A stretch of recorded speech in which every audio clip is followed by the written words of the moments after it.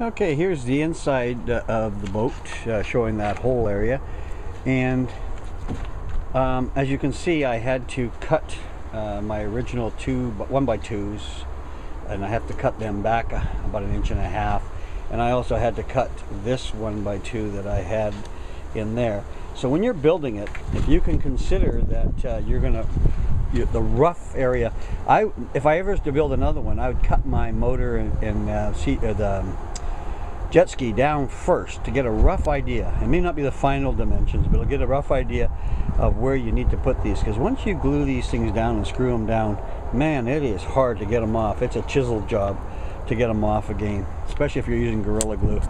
So same with the corners here. Getting those corners out was a real chore, and you do a real ugly job when you're trying to take it out. So if you kind of know roughly within 1 inch or 2 of how wide your back piece is, I would definitely mark all that when I'm building the boat, rather than having to recut it after, because it does make a messy job. And that's just a food for thought.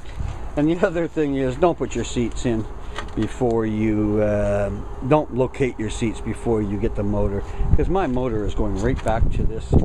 The whole thing is going to go right back to the place where I joined the 2 pieces of plywood, which is right adjacent to the seat.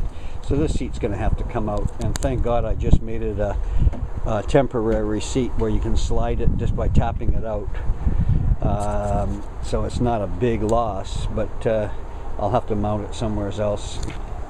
I'm also going to build a box around the engine, and did a lot of thinking about it. And what I'm going to do is leave, I'm going to make the box just tightly cowled around the engine, and I'm going to leave roughly about 16 inches, well, maybe not quite 16, 12 inches anyways, on both sides, so that you can sit on the engine compartment, because it'll all be plywood, and have your feet down, and you can fish off the back of the boat. Because if you put the engine cowling right across the whole dimension of the boat, you're going to have to stand on it, and when you're fishing in the back of the boat. And I thought it'd be a lot nicer just to sit on the engine cowling and put your feet in the boat. And as long as you have about 12 inches in that area there on both sides, you'll have lots of room to walk right back to the thing. I'll have a tipping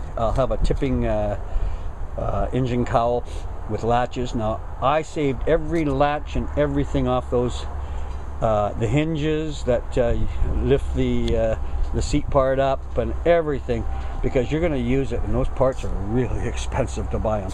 So take every fitting off that Sea-Doo before you throw it away, including the gas tank straps, the battery straps, everything, battery box, everything that you got in that thing. Take it out, and if you use it, use it. But if you don't, well, so what? It took you a little time to take it out.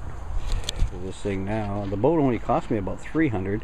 The engine cost me $1,000, but by the time you add up all those little parts and pieces that I didn't have, it adds up pretty quick. So you're looking at a $1,500 boat. Take care now. Bye-bye.